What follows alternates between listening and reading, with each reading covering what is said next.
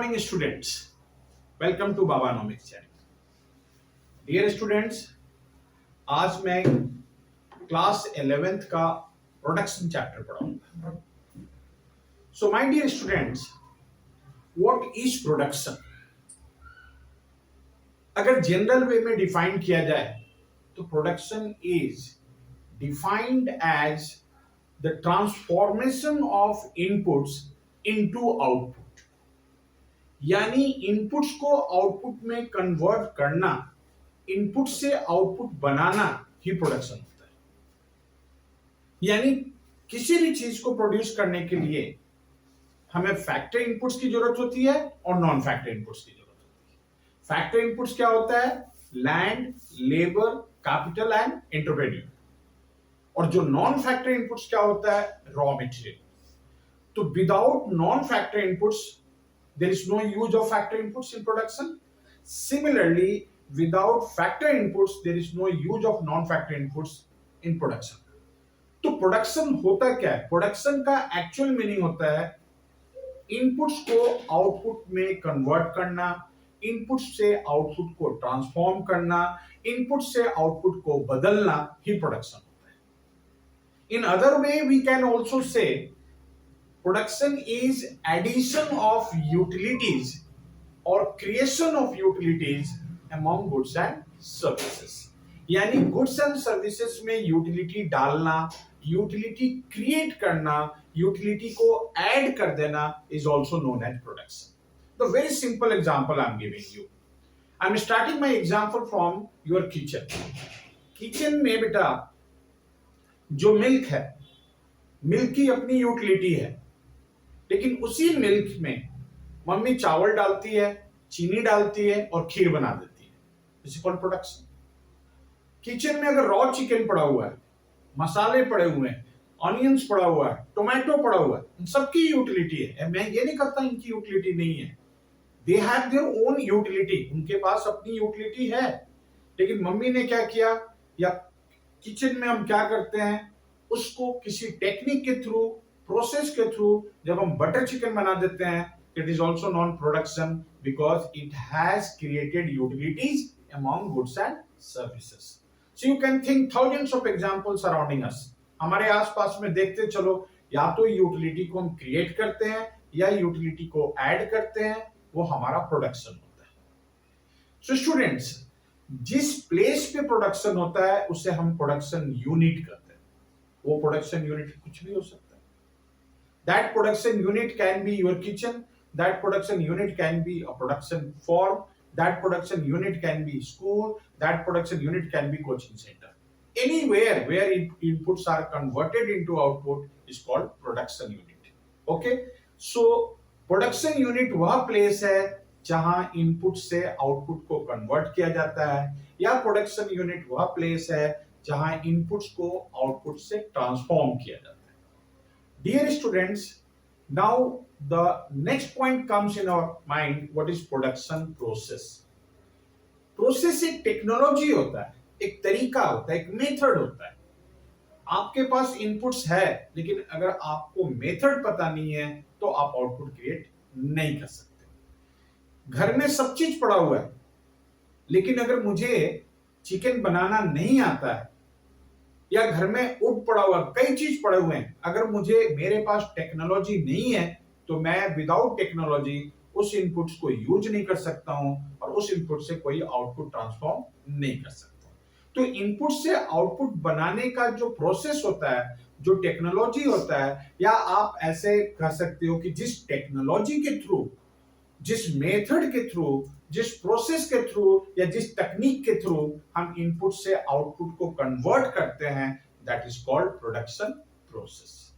So students, 11th class में आपको concept of production दो टाइम पीरियड में पढ़ना है। One is called short time period and the other is called long time period. Short time period को हम short period भी बोलते हैं। शॉर्ट पीरियड वह टाइम पीरियड है जहां पे हम सारे फैक्टर्स को एक साथ चेंज नहीं कर सकते। आपको पता है कि कुछ ऐसे फैक्टर्स होते हैं जो आसानी से चेंज नहीं किए जा सकते। लेकिन कुछ ऐसे फैक्टर्स होते हैं जिसको हम आसानी से चेंज कर सकते हैं। अगर फैक्ट्री में इमीडिएट प्रोडक्शन को बढ़ाना है तो हम लेबर को इंक्रीज कर सकते हैं, रॉ मटेरियल को इंक्रीज कर सकते हैं, but is it possible to increase the size of land? No. Is it possible to change the technology? No. Is it possible to change the size of capital? No. यानी short period में production को बढ़ाया जा सकता है या कम किया जा सकता है only by changing variable inputs like labor and raw material. Okay, then what is long period? Long period is such a time period, such a big period जहां पे प्रोडक्शन को बढ़ाने और घटाने के लिए हम सारे फैक्टर्स को एक साथ एक प्रोपोर्शन में या डिफरेंट प्रोपोर्शन में भी चेंज कर सकते हैं। अगर मुझे मेरे पास मान लो एक टॉय बनाने की फैक्ट्री है, मेरी फैक्ट्री में 20 laborers काम करते हैं and these 20 laborers in a day producing 200 toys. Example ध्यान से सुनो, मेरे पास एक टॉय बनाने की फैक्ट्री है, उस टॉय फैक्ट्रीज में 20 लेबर काम करते हैं और 20 लेबर एक दिन में 200 टॉयज बनाते हैं। सडनली टॉयज की मार्केट डिमांड बढ़ जाती है, सडनली लोग हमारे टॉयज को ज्यादा खरीदना चाहते हैं। अब हमें एक दिन में 400 टॉयज बनाने हैं, एक दिन में हमें 500 टॉयज बनाने हैं, तो बेटे मैं मशीन को तो नहीं चेंज कर पाऊंगा, एक दिन के अंदर मैं अपनी टेक्नोलॉजी को तो नहीं चेंज कर पाऊंगा। तो नेक्स्ट डे मैं क्या करूंगा, आज अगर 20 लेबर काम कर रहा है तो अगले दिन मैं 30 लेबर को हायर करूंगा, अगले दिन मैं 40 लेबर को हायर करूंगा and I will try to fulfil the requirements of the market. तो सिंपल सी बात है, जब प्रोडक्शन को बढ़ाने के लिए सिर्फ लेबर को चेंज किया जा सकता है या रॉ मटेरियल को चेंज किया जा सकता है, उस शॉर्ट टाइम पीरियड को हम शॉर्ट पीरियड बोलते हैं। लेकिन अगर कोई रिक्वायरमेंट, अगर कोई मेरे से बोलता है कि सर मैं आपको 1 साल का टाइम देता हूं, आप 1 साल में मुझे 2000 टॉयज बनाकर दो या 10,000 टॉयज प्रोड्यूस करके दो, तो 1 year for me is a sufficient time. उस 1 साल में मैं लैंड चेंज कर सकता हूं, मैं मेथड ऑफ प्रोडक्शन को चेंज कर सकता हूं, मैं न्यू टेक्नोलॉजी हायर कर सकता हूं और आसानी से मैं 1 लाख या 1,000 या 10,000 या जितनी भी रिक्वायरमेंट उतना टॉय प्रोड्यूस कर सकता हूं। यानी लॉन्ग रन में स्केल ऑफ प्रोडक्शन को चेंज किया जा सकता है, लेकिन शॉर्ट रन में स्केल ऑफ प्रोडक्शन को चेंज नहीं किया जा सकता है। कई राइटर्स ने इस बात को लिखा है कि 1 month is a short period, less than 1 year is a short period and more than 1 year is a long period. This is the wrong concept. Dear students, ये डिपेंड करता है कि आप क्या प्रोड्यूस करते हो और आपका आउटपुट नेचर क्या है और आपकी टेक्नोलॉजी क्या है। एक समोसे बनाने वाले रेस्टोरेंट का 2 घंटा, 4 घंटा, 5 घंटा शॉर्ट पीरियड, 2 दिन में तो पूरी टेक्नोलॉजी ही चेंज कर सकता है। लेकिन एक एरोप्लेन बनाने वाली कंपनीज के लिए शायद 1 साल शॉर्ट पीरियड होगा और 10 साल लॉन्ग पीरियड होगा। तो ऐसा कोई एब्सोल्यूट डेफिनेशन नहीं है, कोई थंब रूल नहीं है कि कौन सा टाइम पीरियड शॉर्ट पीरियड होगा और कौन सा टाइम पीरियड लॉन्ग पीरियड होगा। वेरी सिंपल सा कंसेप्ट है एंड इस कंसेप्ट को आप माइंड में सेट कर लो कि अगर आपका प्रोडक्शन शॉर्ट लेबर को चेंज करने से बढ़ रहा है या आपका प्रोडक्शन रॉ मटेरियल को चेंज करने से बढ़ रहा है, वो शॉर्ट पीरियड। लेकिन अगर आपका प्रोडक्शन बढ़ाने के लिए आपको लैंड, साइज ऑफ लैंड को बढ़ाना पड़ रहा है या आपके प्रोडक्शन को बढ़ाने के लिए मशीन को चेंज करना पड़ रहा है, यानी सारे फैक्टर्स चेंज हो सकते हैं, तो that is called long period. Short period का the most variable input is called labour.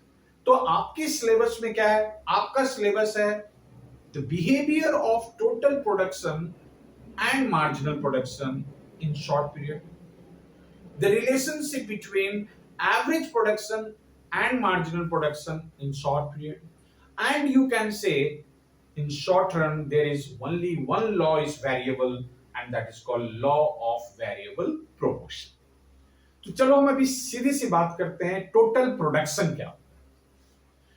Total production का मतलब होता है total physical output, total physical output produced by given number of labors in the given period of time. इस statement को ध्यान से सुनो, total physical output produced by given number of labourers in the given period of time, यानी एक दिन में 10 labour मिलकर 100 टॉयज बनाते हैं तो 10 लेबर का टोटल प्रोडक्शन 100 टॉयज होगा। Is it clear? यानी number of labour, certain number of labour जो टोटल आउटपुट प्रोड्यूस करता है उसे हम total production. Then the point is what is average production? Average production is what per labour production per input production. तो confuse नहीं होना है, हमारे यहां अभी इनपुट्स क्या है? 10 लेबर्स, 10 लेबर कितने आउटपुट प्रोड्यूस कर रहे हैं? 100।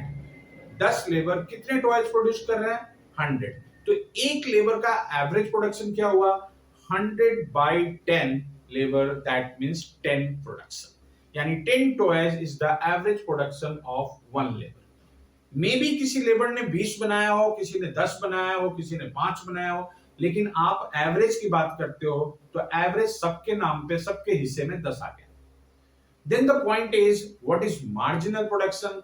अपने मैं प्रीवियस वीडियो में बता चुका हूं, मार्जिनल का मतलब होता है extra, additional production of the last unit. तो यहां लास्ट यूनिट यानी एक एक्स्ट्रा लेबर को यूज करने से, 10 लेबर तो हमारे पास काम कर रहे हैं, 10 लेबर ने 100 टॉयज बनाया, ये तो काम कर रहे हैं, लेकिन अगर हम एक नया लेबर को यूज करते हैं तो टोटल प्रोडक्शन पे क्या इंपैक्ट होगा? इसलिए हम इसको बोलते हैं addition of change in total production और creation of change in total production due to change in number of labours. So mathematically students, marginal production को हम डिफाइंड कैसे करते हैं? डेल्टा टीपी, आप देखोगे यहां पे delta TP means change in TP upon change in number of labour. यानी 10 लेबर मिलकर मेरी फैक्ट्री में 100 टॉयज बनाते थे, अब मैंने एक एक्स्ट्रा लेबर को हायर किया, यानी अब 11 लेबर मिलकर हमारी फैक्ट्री में 120 टॉयज बनाते हैं। यानी उस 11th लेबर को आने से, I am not talking about 100, उस 11th लेबर को आने से कितना एक्स्ट्रा प्रोडक्शन हुआ? उस 11th लेबर के आने से 20 एक्स्ट्रा आउटपुट प्रोडक्शन, जो एवरेज से ज्यादा है। जरूरी नहीं हमेशा ज्यादा होगा, वो कम भी हो सकता है, जीरो भी हो सकता है, दैट आई विल डिस्कस। जो एक्स्ट्रा आउटपुट एक एक्स्ट्रा लेबर ने काम करके प्रोड्यूस किया, that is known as marginal production. Okay student, अब बात आती है कि what is the relationship between total production and marginal production. तो mostly what I have seen, students are confused, और 11th क्लास में बच्चे छोटे होते हैं, वो क्रैम कर लेते हैं कि एमपी इंक्रीजिंग और टीपी इंक्रीजिंग, ऐसी बातों को क्रैम करते हैं। क्रैम नहीं करना है। मार्जिनल प्रोडक्शन का 5 कैरेक्टर होता है। First, marginal production can increase, can be constant, can be declining, zero and negative. ये 5 चीज होता है। या तो मार्जिनल प्रोडक्शन इंक्रीज हो सकता है, या मार्जिनल प्रोडक्शन कांस्टेंट हो सकता है, या मार्जिनल प्रोडक्शन डिक्लाइन हो सकता है, या मार्जिनल प्रोडक्शन जीरो हो सकता है, या मार्जिनल प्रोडक्शन नेगेटिव हो सकता है। अगर हम इन 5 वर्ड्स का फर्स्ट अल्फाबेट ले लें, इन पांचों वर्ड्स का फर्स्ट अल्फाबेट ले, इंक्रीज का फर्स्ट अल्फाबेट आई, कांस्टेंट का first alphabet C, then decrease का फर्स्ट अल्फाबेट डी, जीरो का फर्स्ट अल्फाबेट ओ यानी जीरो, एंड देन नेगेटिव का N. So there is one word just for learning, ये technique आपको मैं simple समझा रहा हूं। आप चूंकि बाबानॉमिक्स के फॉलोअर हो, बच्चों मेरा वीडियो वॉच करो, समझो। किसी भी तरह कोई प्रॉब्लम है तो कमेंट में लिखो, अच्छा लगे तो अपने दोस्तों को शेयर करो। आपको एक वर्ड याद रखना है, I C D O. I increase, C constant, D declining, O means zero and N means negative. These are the 5 characters of MP. ये 5 याद रखना है। आई सी डॉ, अगर आप इस चीज को जानते हो, then easily you can explain the relationship between MP and TP. तो look here, if MP is increasing, यानी एक एक्स्ट्रा लेबर को आने से मार्जिनल प्रोडक्शन इंक्रीज हो रहा है, then total production will increase at increasing rate. If marginal production is constant, then total production will increase at constant rate. When marginal production is declining, then total production will increase at decreasing rate. When marginal production is zero, then total production will be maximum. And when the marginal production is negative, then total production starts declining. इस चीज को मैंने यहां पीछे table पे बनाया है कि marginal production is 10, 20, 30, 40 increasing, therefore total production is increasing at increasing rate, यानी टोटल प्रोडक्शन क्या हो रहा है 10, 30, 60, 100. Then marginal production is again constant 40, 40, and total production is 140 and 180. After that, you see the marginal production is declining 30, 20, 10. So total production is increasing at decreasing rate 210, 230, 240. And when marginal production is look at here 0, total production is 240. But when marginal production is minus 10, total production starts declining. So students, इसे मैंने graph से भी show किया. आप इस graph को देखो, MP increase हो रहा है, इंक्रीज होकर कांस्टेंट हुआ, कांस्टेंट होकर डिक्लाइन हुआ, डिक्लाइन होने के बाद जीरो हुआ और जीरो होने के बाद नेगेटिव हुआ. इसलिए टीपी पहले इंक्रीज हो रहा है इंक्रीजिंग रेट से, फिर इंक्रीज हो रहा है कांस्टेंट रेट से, फिर इंक्रीज हो रहा है डिक्लाइनिंग रेट से, और फिर finally TP is falling. Next relation is relationship between average production and marginal production. Students, I have seen in many books, the teachers have written, मेरे friends ने ऐसा लिखा है कि marginal production is increasing, therefore average production is increasing. These are not a true concept. Concept is marginal production is more than average production is increasing. आपको कुछ सोचना ही नहीं. मार्जिनल प्रोडक्शन अगर एवरेज प्रोडक्शन से बड़ा है तो एवरेज प्रोडक्शन इंक्रीज होगा. अगर मार्जिनल प्रोडक्शन एवरेज प्रोडक्शन के बराबर है then average production will be constant, और जब मार्जिनल प्रोडक्शन एवरेज प्रोडक्शन से कम होगा then average production will decline. मैं इस चीज को इसलिए बताना चाहता हूं कि आप इस डायग्राम में देखो, A to B marginal production is declining, but it is more than average production. यानी marginal production पहले इंक्रीज हुआ है, कांस्टेंट हुआ, और अब डिक्लाइनिंग हो रहा है. तो declining point A to B भी मार्जिनल प्रोडक्शन डिक्लाइन तो हो रहा है, लेकिन वो एवरेज से ज्यादा है.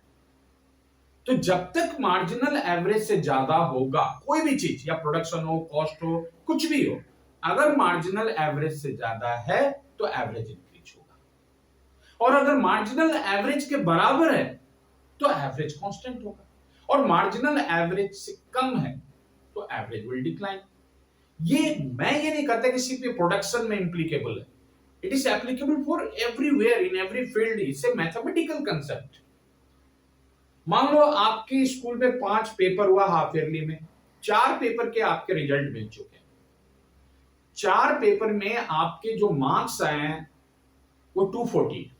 एक छोटा सा एग्जांपल देखो, आपके स्कूल में पेपर हुआ, 5 सब्जेक्ट का पेपर हुआ, 4 सब्जेक्ट में आपका मार्क्स 240 आया, तो आपका एवरेज मार्क्स क्या है 60%. Now you are asking sir मेरा इकोनॉमिक्स का रिजल्ट अभी नहीं आया है, अगर मैं इकोनॉमिक्स में 70 लाऊं तो मेरा एवरेज इंक्रीज होगा या डिक्रीज होगा या सेम होगा. I will check your average is 60 and the last paper result is what marginal which is 70. तो 70 60 से ज्यादा है ना, तो your average will increase. लेकिन अगर तुम बोलते हो सर मैं एग्जैक्ट 60 लाता हूं तो आपका एवरेज कांस्टेंट होगा. लेकिन सर मुझे 50 आ गया तो आपका एवरेज डिक्लाइन होगा. इट टोटली डिपेंड करता है आपका मार्जिनल क्या है.